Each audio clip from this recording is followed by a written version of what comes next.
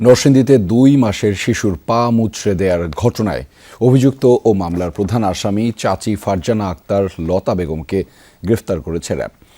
দুপুরে নারায়ণগঞ্জের রূপগঞ্জ থেকে তাকে গ্রেফতার করা হয়। র্যাব ১১ এর নরসিংদীর ক্যাম্প কমান্ডার আরিফুল ইসলাম জানিয়েছেন, সম্প্রতি মাধবদীতে একটি শিশুর উপর নির্মম নির্যাতনের ঘটনা সামাজিক যোগাযোগ মাধ্যমে ছড়িয়ে পড়লে সমালোচনা শুরু হয়। এই ঘটনায় মামলা হলে পলাতক আসামি গ্রেফতারে গোয়েন্দা নজরদারি বাড়ায় র্যাব। পরে বিভিন্ন তথ্যের ভিত্তিতে নারায়ণগঞ্জের রূপগঞ্জ থানা এলাকায় অভিযান চালিয়ে তাকে গ্রেফতার করা হয়। এর আগে ১৪ জুলাই নরসিংদীর প্রবেশন অফিসার রিজা আক্তার বাদী হয়ে মামলা করেন। এই মামলায় লতা বেগমের স্বামী কাউসার আহমেদ এবং বাবা আলমাস মিয়া কারাগারে রয়েছেন।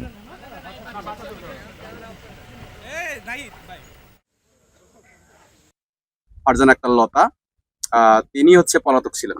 তো এই কয়দিন পরে আমরা তথ্য প্রযুক্তির সহায়তা এবং ছায়া তদন্ত করার পর আমরা তাকে নারায়ণগঞ্জের রূপগঞ্জ থেকে খাস কামালকাঠি নামক একটা জায়গা থেকে আমরা তাকে মানে গ্রেপ্তার করতে সক্ষম হই আর কি। পারিবারিক বিরোধে তিনি এই ঘটনাটা ঘটায় এবং তিনি স্বীকারও করছে যে তিনি ভুলক্রমে এটা করে ফেলছে।